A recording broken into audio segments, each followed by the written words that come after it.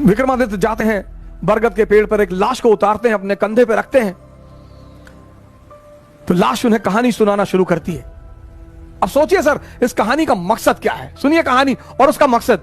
लाश उन्हें कहानी सुनाना शुरू करती है कि एक आचार्य थे, उनकी बड़ी खूबसूरत सी बेटी थी। आचार्य के 3 शिष्य थे और तीनों उस लड़की को बहुत प्यार करते थे और तीनों बड़े योग्य थे। आचार्य जी को भी लगता था कि यार योग्य तो तीनों है,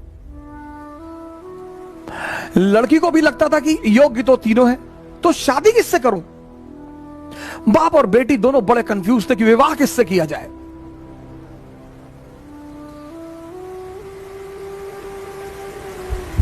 और जब लड़की यह सुनिश्चित नहीं कर पाई कि विवाह किससे किया जाए, तो एक दिन लड़की ने आत्महत्या कर लिया। अब जब लड़की ने आत्महत्या कर लिया, तीनों बड़े निराश हुए, गए उसका दाह संस्कार किया। तो एक शिष्य तो तुरंत सन्यासी बन गया, वहीं धूनी लगा ली उसने उसकी कब्र के पास कि बस अब जीवन में कुछ करना ही नहीं, जिसको मैं प्रेम करता था वो बचा ही नहीं, तो अब जीवन में कोई सार नहीं, अब सिर्फ तपस्या करनी है और तपस्या करके ही जीवन को त्याग देना है। दूसरा फकीर बन गया, घूमने लगा देश विदेश में। उसे पता था कि हिंदुस्तान में कुछ संत हैं जो फिर से जीवित करने का मंत्र जानते हैं। लगा वो उन संतों को खोजने जो फिर से जीवित करने का मंत्र जानते थे। तीसरा जो उसमें था, वो डेली जाता था, उस मृत शरीर पे मसाला लेप लगाता था, साफ करता था, फिर उसे वहीं रख देता था। अब ये सिलसिला कुछ वर्षों तक चला, 2-4 वर्षों तक चला। तो जो घूम रहा था चारों तरफ, फकीर बन गया था, मंत्र की तलाश कर रहा था, पुनर्जीवन देने के मंत्र का जो तलाश कर रहा था, उसे एक दिन कुछ महात्मा लोग मिल गए, वो उस मंत्र को जानते थे। उसने उनकी सेवा की, उन्होंने उसे वो मंत्र सिखा दिया। जैसे ही उसने मंत्र सीखा, वो भगा वापस गांव की तरफ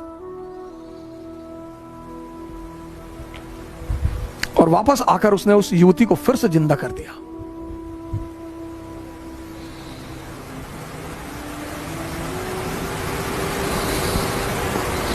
जब उसने फिर से जिंदा कर दिया, तीनों दावेदार फिर खड़े हो गए और अब तो युवती और सुंदर हो गई।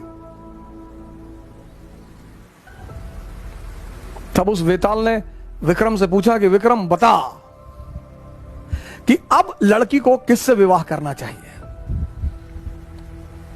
अगर तेरे मन में उत्तर आ रहा है और तू जवाब नहीं देगा तो तेरे सर के टुकड़े टुकड़े हो जाएंगे, और अगर तूने जवाब दिया तो मैं तुझे छोड़कर चला जाऊंगा।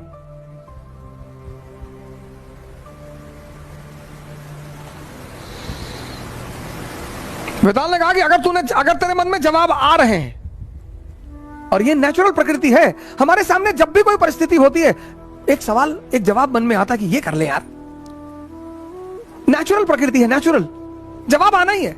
तो वेताल ने कहा कि देख विक्रम, अगर तेरे मन में जवाब आ रहा और तूने मुझे नहीं दिया तो तेरे सर के टुकड़े टुकड़े हो जाएंगे, और अगर दे दिया तो मैं चला जाऊंगा।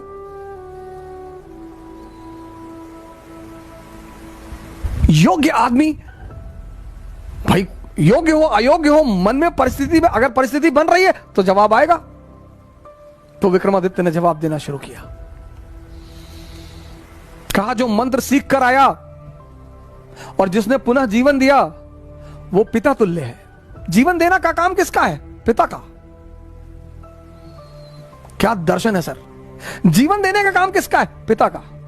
तो जिसने मंत्र सीख कर जीवन दिया वो पिता तुल्य है, उससे विवाह नहीं होगा। जिसने उस शरीर की सेवा की 4 साल तक, वो पुत्र का धर्म है, सेवा करना पुत्र का धर्म है, वो भी बाहर हो गया। जिसने अपनी ही जिंदगी दांव पे लगा दी, यही प्रेम की कसौटी है, विवाह उससे होना चाहिए।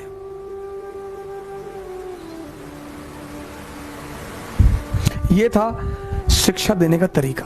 और जैसे ही विक्रमादित्य ने जवाब दिया, वेताल उड़ चला कि तूने बोल दिया विक्रम। यानी अब सुनिए, इस कहानी का दूसरा उद्देश्य क्या है? मौन, परम की जो प्राप्ति होगी वो मौन में होगी, साइलेंस में होगी।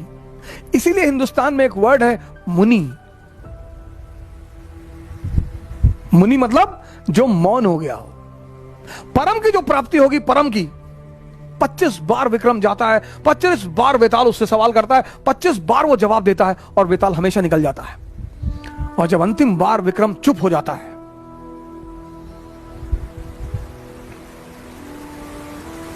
यह थी भारत की शिक्षा पद्धति।